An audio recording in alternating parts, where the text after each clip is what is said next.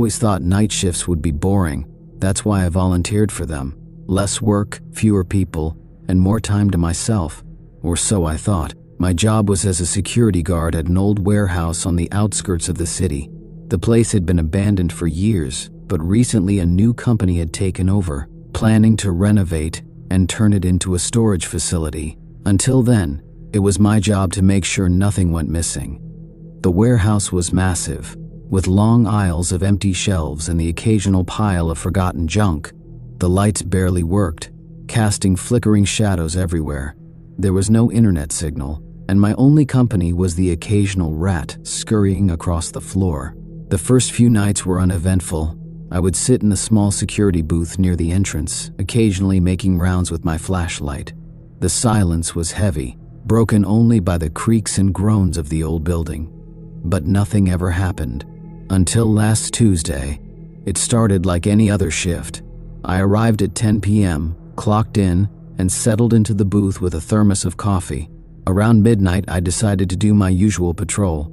The warehouse was eerily quiet, as always. My flashlight beam cut through the darkness, bouncing off metal shelves and dusty walls. I was halfway through my route when I heard it.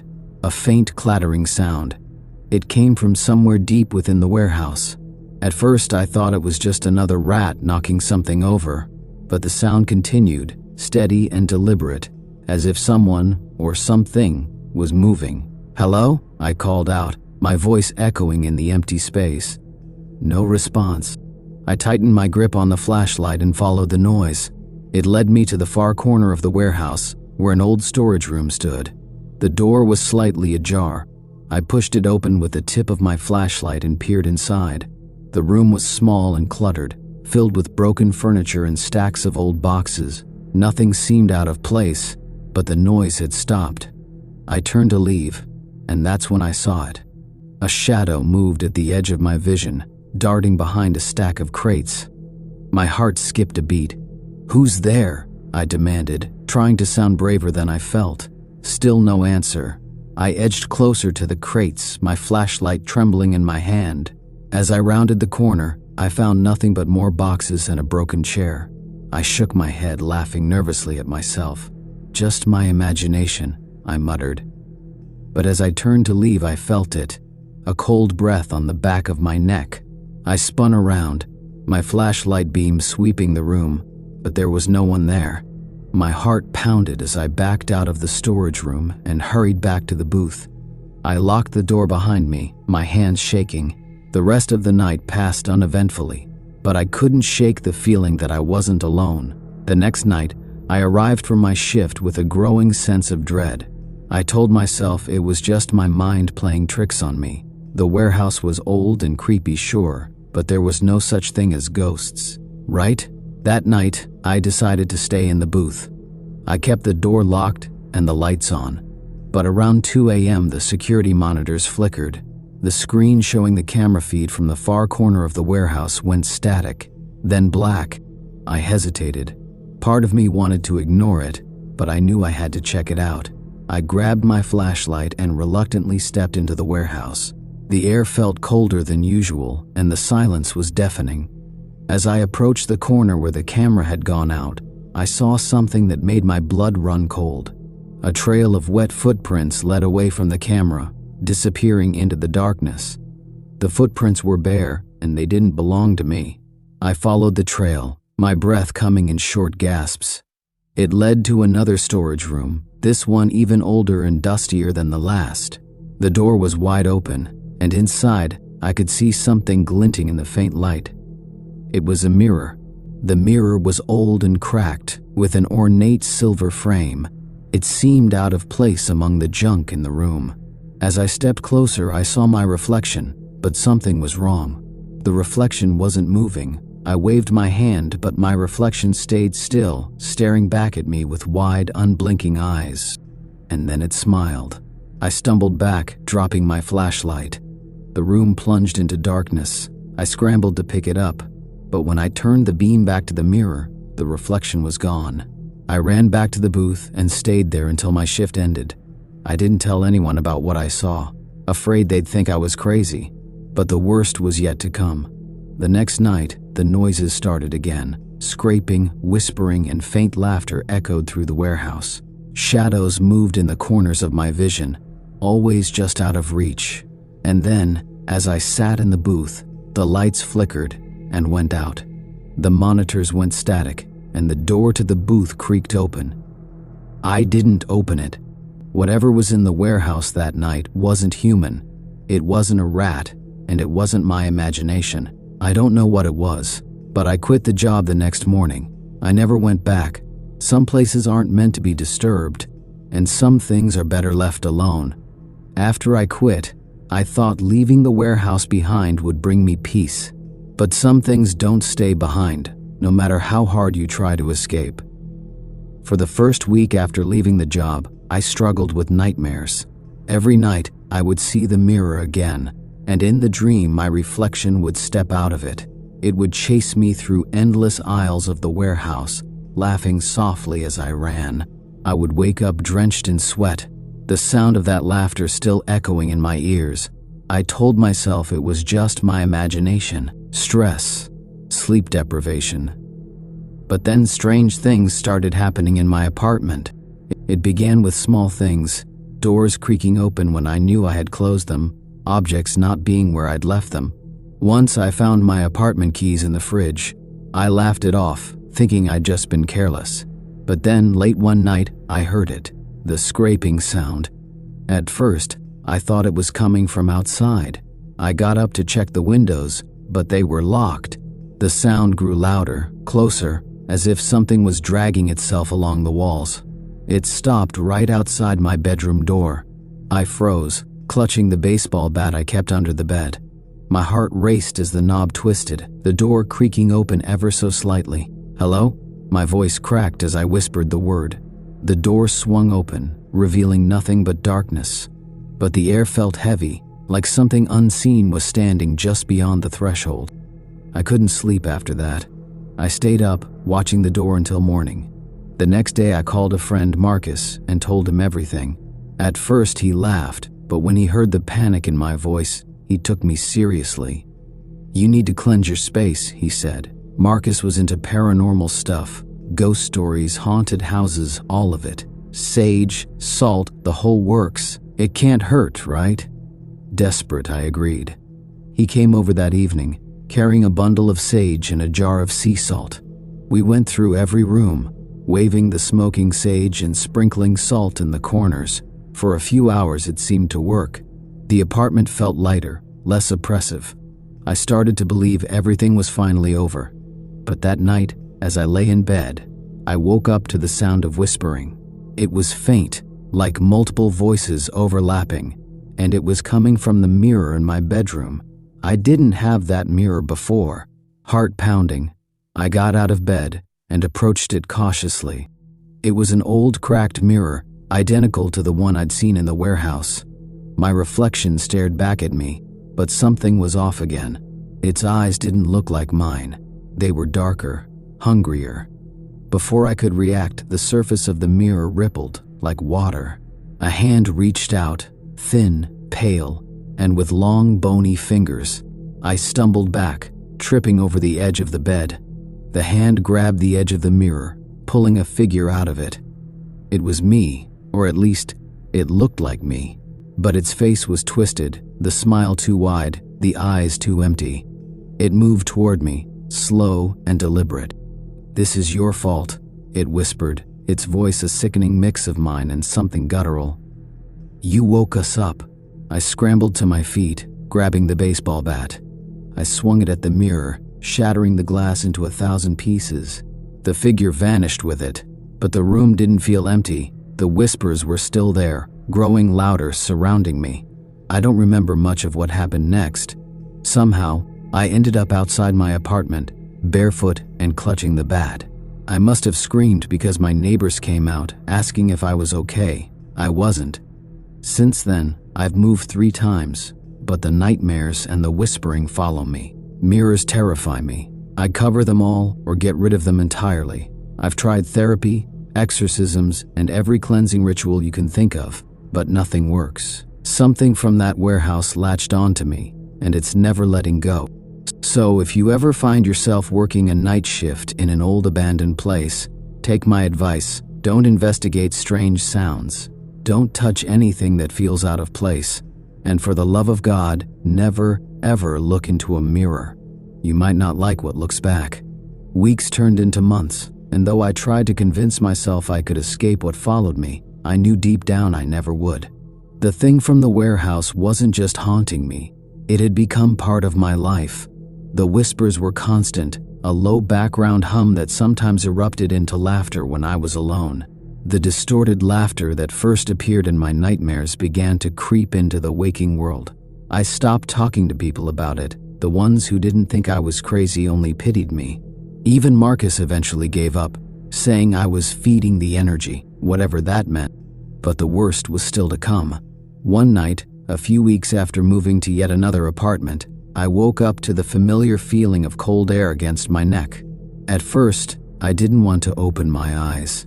I'd learned that if I didn't acknowledge the presence, it might just go away. But this time, I couldn't ignore it. A slow, dragging sound moved across the floor toward my bed. I cracked my eyes open, just a sliver, and I saw it. The figure wasn't in the mirror this time. It was in my room, crouching at the foot of my bed. Its face looked almost human now, but only if you didn't pay attention for too long. The eyes were bottomless pits, and the smile stretched unnaturally wide, the lips curling back to reveal teeth that were jagged and wrong. It tilted its head, watching me with curiosity. "I told you," it said in a voice that wasn't entirely mine anymore. "You woke us up. What do you want?" I croaked, my voice barely above a whisper. The figure's smile widened, and it leaned closer. "To live," it said, "through you." I bolted from the bed, stumbling into the corner of the room. The figure didn't chase me. It simply stood, watching, its head slowly turning as I moved. "You can't run," it hissed. "You can't hide." I grabbed my phone and dialed Marcus, my hands trembling so badly I could barely hit the buttons. When he answered, I blurted out everything, begging him to come over. To his credit, he didn't hesitate. "I'll be there in 15 minutes, he said. "Don't do anything stupid." I didn't have the chance to. As soon as I hung up, the figure vanished, dissolving into a shadow that seeped into the walls. But the apartment didn't feel empty. The air was heavy and oppressive, pressing down on my chest until I could barely breathe. When Marcus arrived, he brought a bag filled with candles, crystals, and strange powders. He didn't bother with small talk. "This thing is feeding on you," he said, lighting the candles and placing them in a circle around me. "What does that mean?" I asked, my voice shaky. "It's like a parasite. It's attached to your energy, your fear. If we don't sever the connection now, it'll... Well, let's just say you don't want to know what comes next."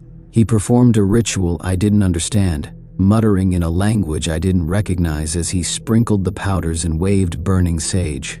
For a moment the room felt lighter, and I started to believe it might actually work. But then the whispers returned, louder than ever. The candles flickered violently, and one by one, they went out. The temperature plummeted, and the lights in the apartment blew, plunging us into darkness. Marcus grabbed my hand, his voice urgent. "Don't look at it," he said. "What do you..." "Don't look." But it was too late. I turned my head, and there it was, standing just outside the circle of salt he'd drawn on the floor. It was taller now, its body impossibly long and twisted, its fingers scraping against the ceiling. Its face was still mine, but distorted, like a reflection in shattered glass. It reached out, its arms stretching unnaturally long. The fingers brushed the edge of the circle, and Marcus yelled, "No!" The room exploded in chaos. The salt line broke, and the figure surged forward. Marcus shoved me out of the way as the thing lunged. I heard him scream, a sound I'll never forget, and then everything went silent. When I opened my eyes, the room was empty. Marcus was gone. I called the police, but they found nothing. No trace of Marcus, no sign of a struggle. It was like he had never been there at all. That night, I realized the truth. Whatever I had unleashed wasn't just haunting me, it was consuming the people around me. I've stopped running now. I stay in one place, away from friends and family, trying to contain the thing before it finds its next victim, but I know it's only a matter of time. Sometimes, in the dead of night, I hear Marcus's voice whispering through the walls, and I wonder how much of me is still me and how much is it. For weeks after Marcus disappeared, I tried to adapt to my new reality. I became a recluse, leaving my apartment only when absolutely necessary. The whispers and shadows were now constants in my life, lurking just outside my field of vision. Whatever it wasn't done with me, and despite all the horror I'd already faced, the worst was yet to come. One night, I woke up to my phone vibrating on the bedside table. I didn't recognize the number, but something told me not to ignore it. With trembling fingers, I answered, "Hello?" At first, there was only static on the other end. Then came the voice. "You can't hide forever," it said, the words distorted as if spoken through an ancient broken radio. I slammed the phone down, my heart pounding. Before I could catch my breath, my apartment door creaked open on its own. I hadn't left it unlocked. Grabbing the baseball bat I now kept by my bed at all times, I crept toward the door. The hallway beyond was pitch black. Every hair on my body stood on end.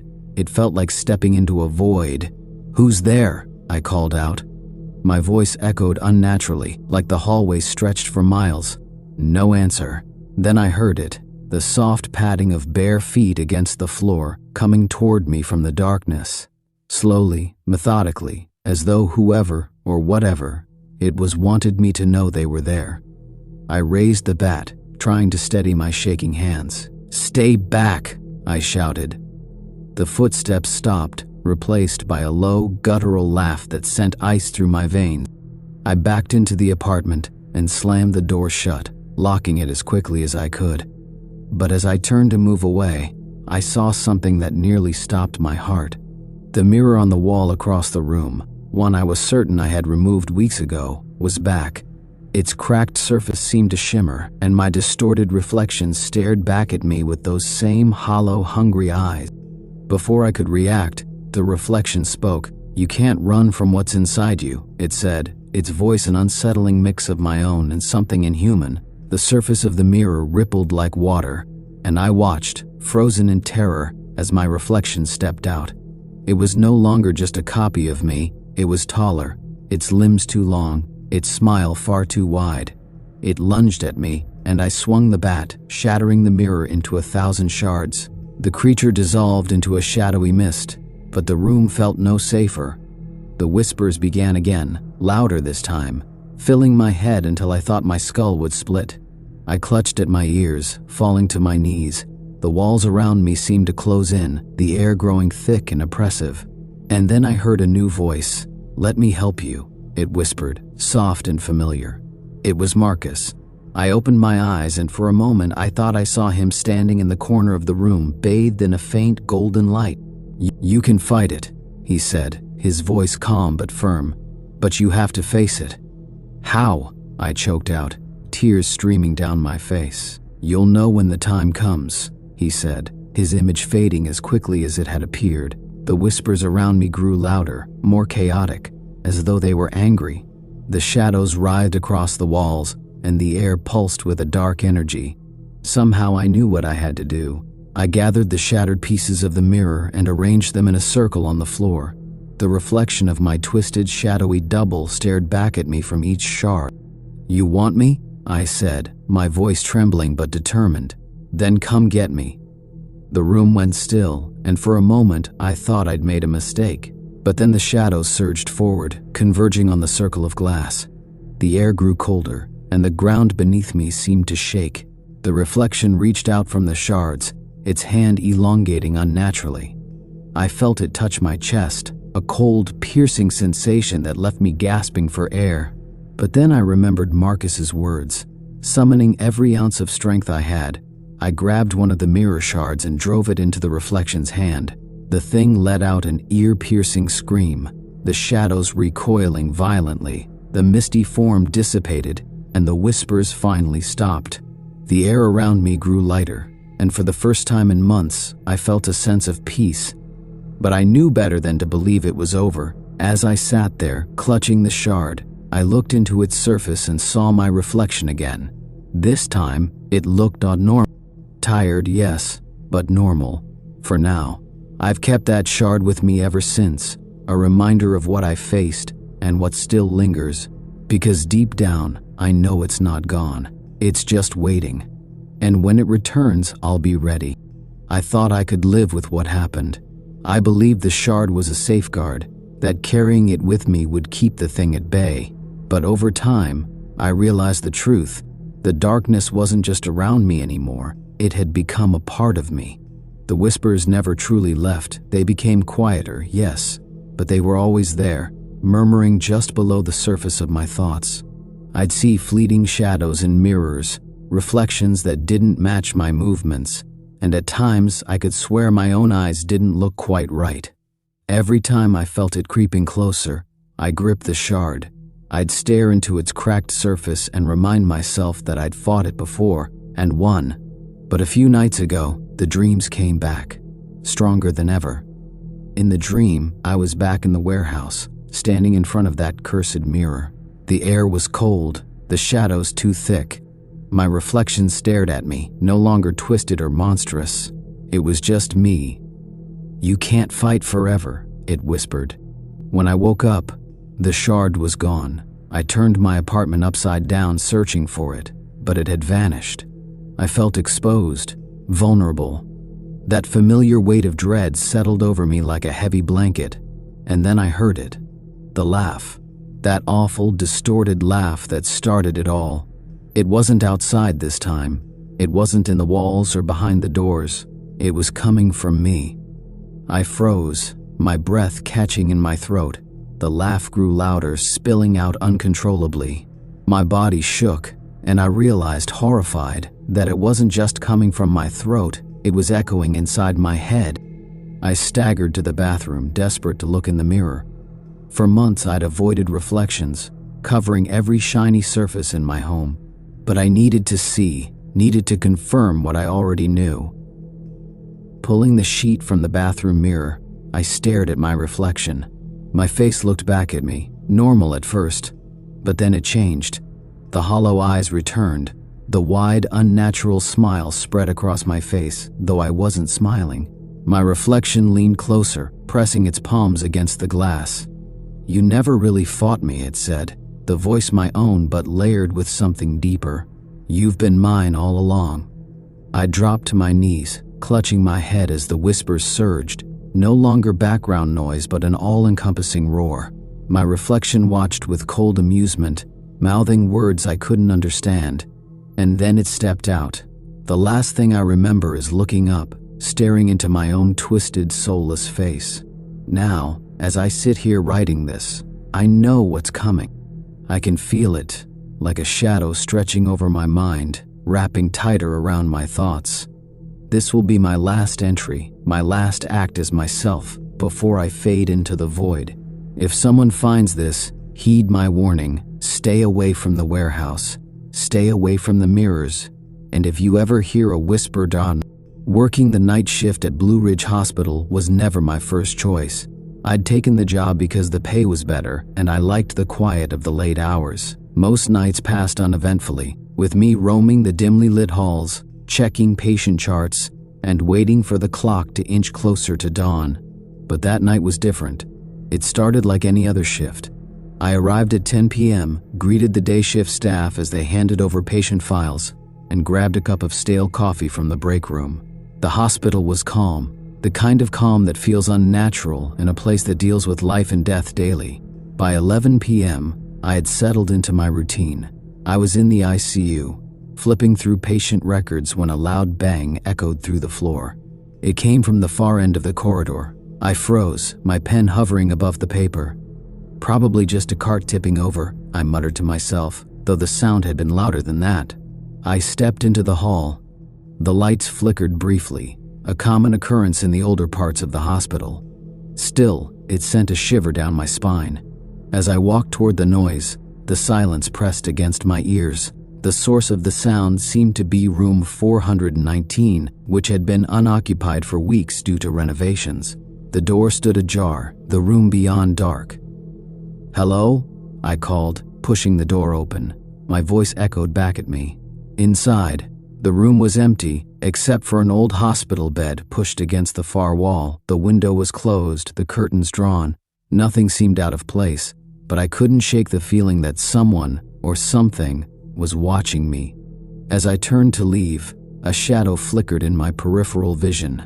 I spun around, but the room was as still as before. "You're just tired," I told myself, backing out and shutting the door firmly behind me. The rest of the night passed without incident, though I couldn't shake the unease that had settled over me. At around 3 a.m., I decided to take a break in the staff lounge. As I sipped my coffee, the hospital intercom crackled to life. "Code blue in room 419. I nearly dropped my cup. Room 419 was supposed to be empty. My first thought was that someone had accidentally triggered the system, but protocol demanded I check it out. I hurried back to the ICU. The hallway leading to room 419 felt colder than before. My breath fogged in front of me as I approached the door. It was wide open now, though I was certain I had closed it earlier. Inside, the bed was no longer against the wall. It had been moved to the center of the room. On it lay a figure covered in a thin white sheet. "Hello?" I whispered, my voice trembling. The figure didn't move. Heart pounding, I reached out and lifted the edge of the sheet. The bed was empty. I stumbled back, my mind racing. Before I could leave, the door slammed shut behind me. The lights flickered again, plunging the room into near darkness. That's when I heard it, a soft, wheezing breath coming from the corner of the room. Slowly, I turned my head. In the shadowy corner stood a figure, its form barely distinguishable but undeniably human. Its head was tilted at an unnatural angle, and its eyes glowed faintly in the dim light. "Why are you here?" the figure rasped, its voice like dry leaves scraping against each other. I'm just doing my job," I stammered, stepping backward until my back hit the wall. "You shouldn't be here," it hissed. Before I could respond, the figure lunged at me. I shut my eyes and braced for impact, but nothing happened. When I opened my eyes, the room was empty again. The bed was back against the wall, the door wide open. I didn't wait to investigate further. I ran out of the room, down the hall, and straight to the security office. The guard on duty looked up, startled. "What's wrong?" "Room 419, I gasped. "There's someone in there." He frowned and pulled up the security feed for the ICU. The camera showed the hallway leading to room 419. It was empty. "There's no one there," he said. I shook my head. "You don't understand. I saw, but I stopped. How could I explain what I'd seen without sounding insane?" The rest of my shift passed in a blur. I avoided the ICU as much as possible, sticking to the busier areas of the hospital. When the morning staff arrived, I handed over my reports and left without a word. I never worked another night shift at Blue Ridge Hospital. Despite leaving Blue Ridge Hospital and swearing off night shifts for good, I couldn't escape the memory of room 419. The experience clung to me like a shadow, invading my thoughts at the quietest moments. I tried to tell myself it was just a trick of exhaustion, my tired mind playing games in the eerie silence of the hospital's darkened halls. But the voice, the figure, and the wheezing breath, they felt too real to ignore. Months passed, and I found another job at a smaller clinic that only operated during daytime hours. The work was less intense, the staff more relaxed.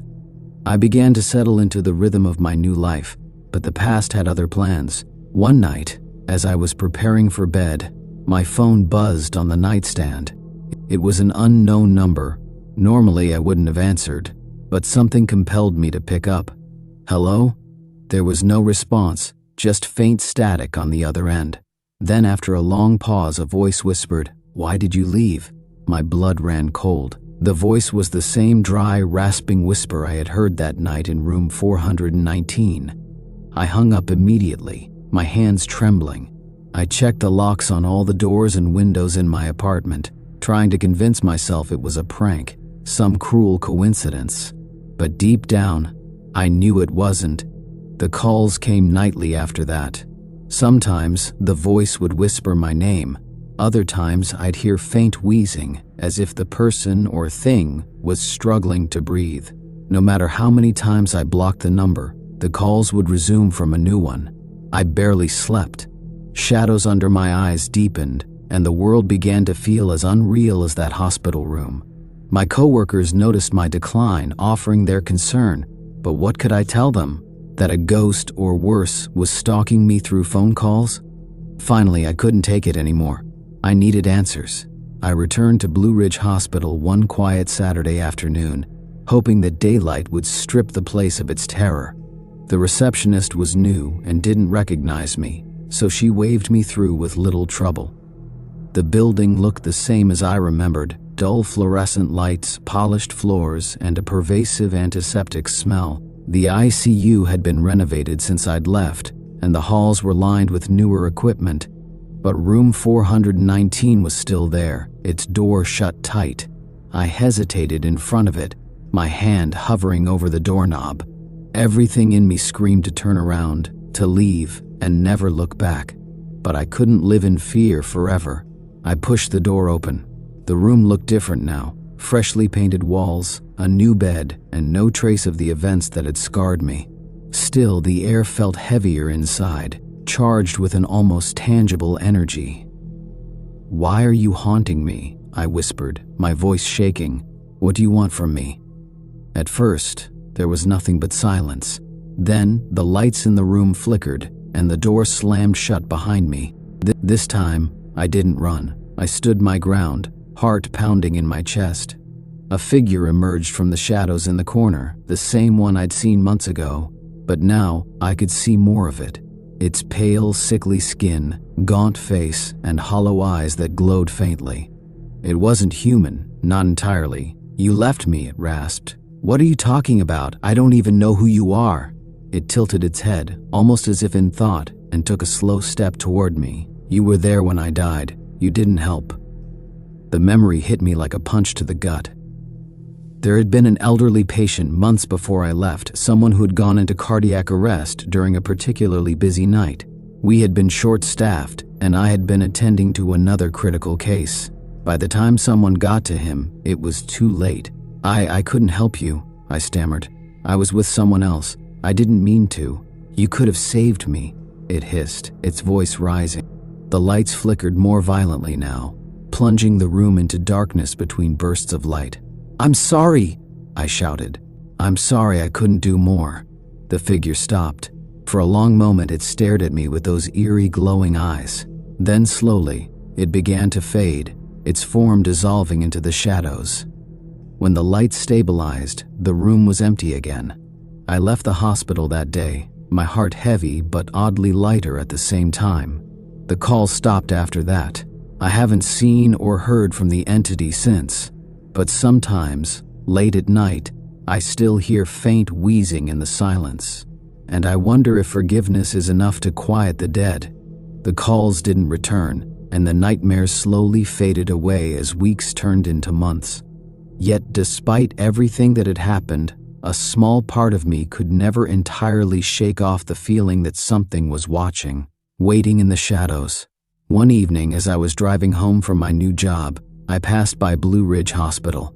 I hadn't even realized how much I'd been avoiding it until I noticed the familiar building out of the corner of my eye. It loomed in the distance like a shadow from my past, its lights glowing dimly against the night sky. I wasn't planning to stop, but as I reached the intersection near the hospital, I noticed something odd. A single light flickering in one of the windows of the ICU floor, the same window I had stared out of countless times during my shifts.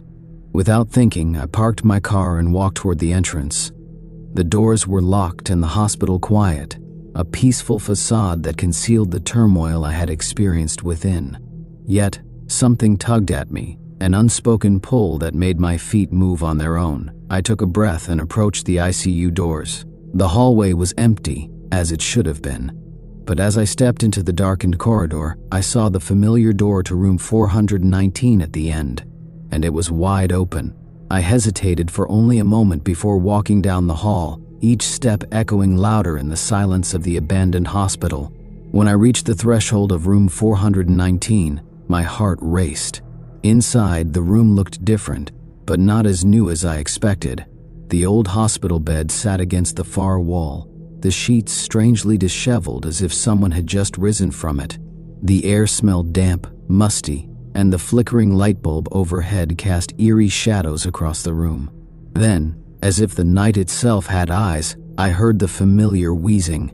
It was faint at first, like a dying breath, but it grew louder. The same wheeze I had heard back in the ICU. But now, it was clear, not one breath, but multiple. A figure stepped forward from the shadows, its skin pale as death itself, its eyes glowing in the dim light, its body twisted unnaturally. The figure raised its head, and I saw its mouth open, but no sound came out at first. The whispers from the past filled the room, cutting through the silence.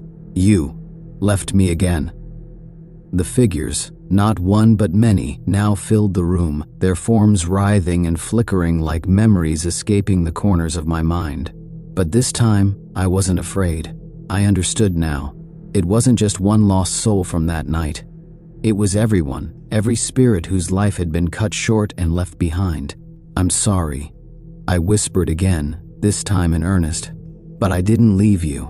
I was never meant to stay." The spirits stopped, their forms stilling for a moment. The silence that followed was as oppressive as it was suffocating. But when I exhaled, I could feel something shift in the air, something releasing. "Forgive me," I muttered as I backed out of the room, unable to take my eyes off the figures. They had their eyes on me too, but as I stood there, willing them to release me, something in their gaze softened. And for the first time since that night in the ICU, I felt like I wasn't alone. I turned away. For the first time, I wasn't running from them.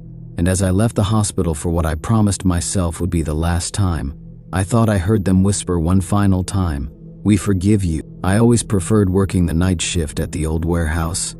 Something about the quiet hours, the calmness of the nighttime, always seemed to put me at ease.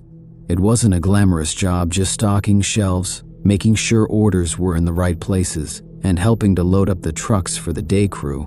But the pay was good, and that was enough for me. I had been working there for several months when the strange thing started happening. It was my usual shift, starting at 10 p.m. The warehouse was big, old, and a bit run down. Most of the building was dimly lit, save for the few bright overhead lights that flickered sometimes and the glow of my workstation. The walls were cracked, and the floor creaked beneath my boots. The warehouse sat on the edge of town, so at night, it was completely isolated. There were no streetlights, no houses nearby. It always felt like a different world after dark, one where time seemed to slow down. The first few nights I never really thought much of it. The warehouse was old, and with age came all sorts of strange noises. Squeaks, bangs, even the occasional gust of wind rushing through cracked windows. It was normal, or at least that's what I told myself. But then the whispers started. It was subtle at first. I'd be putting away a pallet of supplies, and out of the corner of my eye I'd think I saw something move. A shadow, maybe, darting behind the shelves. It didn't make sense, and every time I turned to check, the area would be empty. So I'd laugh it off, thinking I was just tired, and my mind was playing tricks on me. One night, around midnight, as I was loading up one of the large trucks, it happened again. I heard something from the far end of the warehouse, faint and muffled, like a voice, but not one I could understand. The sound seemed distant, but close at the same time. It almost felt like it was coming from the walls, creeping into my ears, making the hairs on my neck stand up. I walked toward the source of the noise, stopping every few steps to listen. But every time I tried to pinpoint it, the sound would fade away. It was as if something, was deliberately trying to stay just out of reach. Probably just a rat, I muttered to myself, shaking it off and returning to work. It wasn't worth worrying about, right? The rest of the night passed uneventfully, but when I was heading back toward the locker room to leave, I noticed something odd. The door to the back office was slightly ajar, and I was certain I had closed it earlier. This office was supposed to be locked, and I always made a point to ensure it was. I hesitated, the weight of my footsteps making the hallway feel louder. Curious, I pushed open the door.